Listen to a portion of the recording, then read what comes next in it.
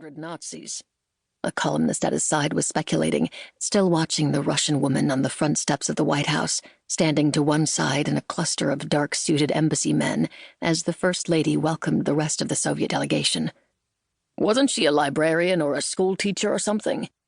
Ruskies let women in their army, apparently. Their medical battalions, maybe, the marksman thought, but even the Reds don't make women into snipers. Yet he was here to see for himself, wasn't he? Wanting a look at the woman whose sparse biography he had already committed to memory. Mila Pavlichenkos, 26 years old, fourth-year history student at the Kiev State University, and senior research assistant at the Odessa Public Library, before the war. After the war, 13 months of continuous fighting against Hitler's forces on the Russian front. Nickname, Lady Death. Damn it, how many kills was it on her tally? The Washington Post journalist was still searching his notes. Was it more than 200? 309, the marksman thought, but he didn't believe a word of it. This little junior librarian/school teacher was no trained killer. She was a trick pony stuffed with Soviet propaganda, handpicked for the student delegation, and the marksman could see why. A pretty brunette with lively dark eyes and a neat, photogenic face above her bemedaled uniform, nothing like the sort of mannish freak Americans would expect of a Russian female soldier. The Soviets needed American aid. They needed good press coverage on this delegation to American shores. So they'd selected the most winsome candidates they could find. Front and center, this girl sniper who looked so small and appealing beside that tall, bony bitch, Eleanor Roosevelt. Congratulations on your safe arrival in America. The press corps clustered close enough to hear the First Lady's cultured silver spoon voice easily as she addressed the Soviet delegation, see the flash of her horsey teeth. On behalf of my husband, the President, welcome to the White House. He looks forward to meeting you all at a later time and invites you to spend your first days in America's capital under our roof. You are some of the first Soviet guests to be hosted in the White House, a historic moment in the friendship between our nations. She began ushering the Russians inside, and that was that.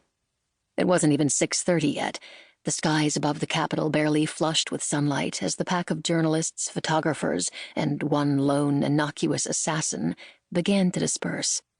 Never thought I'd see the day a Russian sniper got welcomed to the White House, a grizzled columnist grumbled. FDR will rue the day. He won't be alive to do it, the marksman thought, eyes still on Mila Pavlichenkos' neat dark head, as she followed the First Lady toward the doors of the White House. In 9 days, the last day of the international conference, President Roosevelt will be dead. I can see the headlines now, the Washington Post reporter muttered, scribbling in his pad. Russian female sniper receives warm White House welcome. The marksman smiled, jingling his pocket full of diamonds again.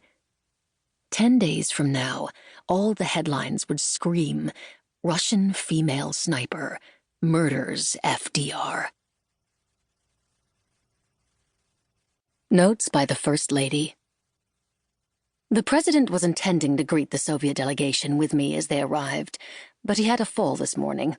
I just entered with a knock, carrying a packet of memoranda and reports for him to read, and I saw the valet lose his grip as he transferred my husband from his bed. Franklin fell hard on the carpet of his bedroom. Had it happened in public, he would have roared with laughter as though it were all a prank, a Charlie Chaplin pratfall, and set about regaining his feet with some hearty, bracing joke. Since he was in the privacy of his bedroom, he allowed his face to twist in agony. I always feel I should look away in such moments, watching the proud facade of President Franklin D. Roosevelt crack with frustration in response to his body's failings feels like a violation. I reassure Franklin when he is sitting upright again, tell him to take his breakfast at leisure, and offer to greet the Soviet delegation alone. The President already has a packed schedule. I can at least take on this first task. I see the gratitude, even as he makes a joke about his fall. Better in here than out where all the jackals can see. They wouldn't dare cheer, I say lightly, but they'd pray I never got up.